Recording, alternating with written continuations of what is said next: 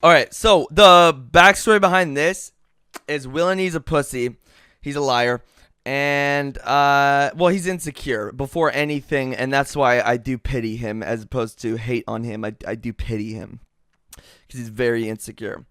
And you guys probably pretty much know the backstory of this. But yeah, so on the Christmas podcast, they just, they talked about me, and Lawrence and Brian got my back because they just, well, they know me. We would turn up to the studio, and then I turned to Jack and I go, he just made his profile picture black, and I went, maybe he doesn't want to be here. Oh yeah. Ninja. Tyson. Okay, so they're talking about the podcasts of the year, the most notable ones, and the weirdest ones here. So that's what they're just reviewing the year, and that's where your boy comes up. Yikes. No, it's not. If you have this year, Ninja. And keep in mind, I like all these guys. They're all great guys. Unfortunately, WillNE is also an insecure person, and I just really can't get along with them. Yeah. They lie. They lie to make themselves look good. Like they will put lying in front of, they will put lying about someone in front of their self-image. Which is really sad. And I'm always try to not do anything like that. If anything, I fucking try and put myself under the bus for someone else because that's how you should be. Because people respect that. Tyson Fury, Ricky Gervais, Ian Wright. I think the whole Brody podcast was just mental. Let's talk about him. He is a head case. I heard my name on that. What, the Brody one? Yeah. Really? I don't know if Brody's your biggest fan. You're a cunt for saying the N-word. I love that. I love Lawrence. I love that so much. I don't know if Brody's your biggest fan. That's so fucking perfect. I don't know if Brody's your biggest fan. Frequently. He's like, oh yeah, WillNE. Brody's your biggest fan. Dude, that is how I talk too. Oh yeah. Why do they all have bad impersonations of how I speak, dude? You're a cunt for saying the N-word, so fucking... He is a head case. I heard my name on that.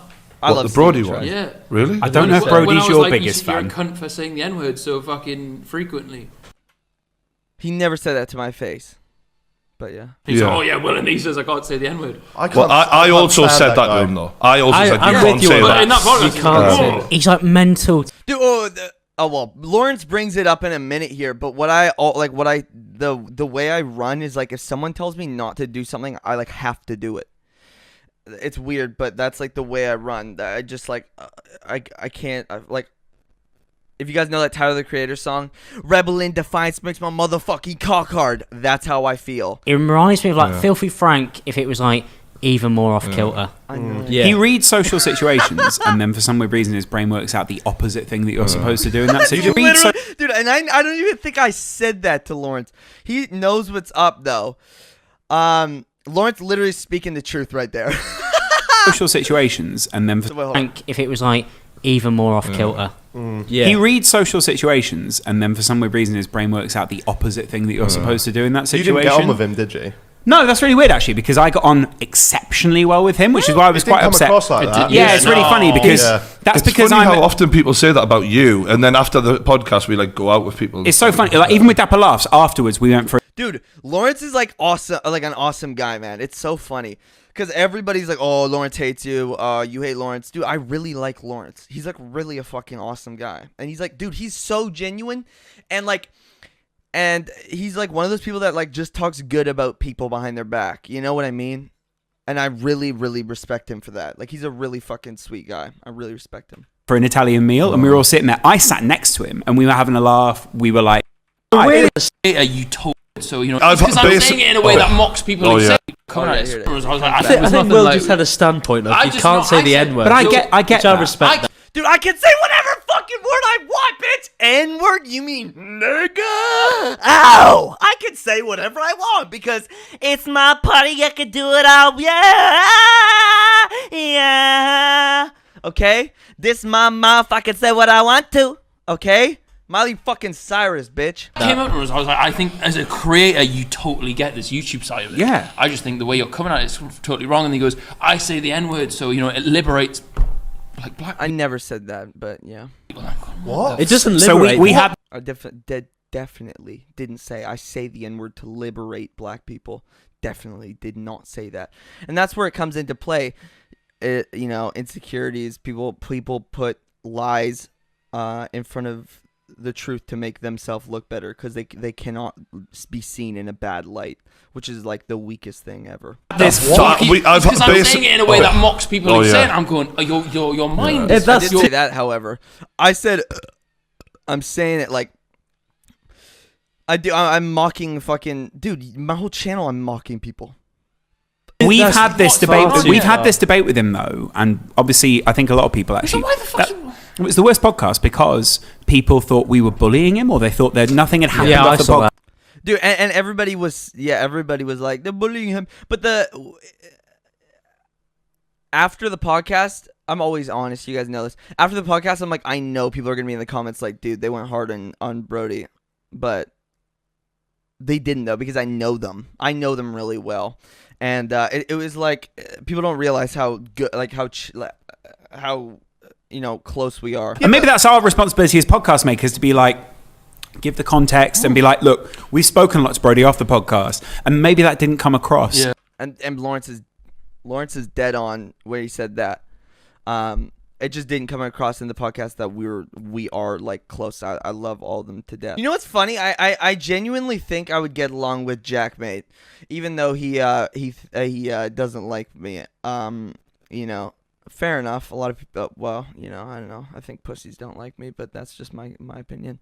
But I've watched his podcast before, I'm like, I actually feel like I would get along with him though. For some reason, I do feel like I get along with him. His mouth open. Yeah. That's Brody, what do you call it? The kickback from the Brody one. I found that completely justified. Wrong. Yeah. Because the damn one, I was like, I don't get it. I didn't enjoy it. Was there kickback from the Brody one? Yeah, as you said, Brian did like 3 in a row. There was 3 in a row, and all the comments were terrible. Damn one I didn't like from anyone's perspective. Not on but YouTube, then the Brody on one, because they were saying that. So for the damn one, they were saying that you were just agreeing to stuff, right? And then with the Brody one, they were saying that you were bullying him. But I was thinking this guy, like, and this is just my opinion here, right? Dude, you can't bully me. That's another thing. You can't bully me.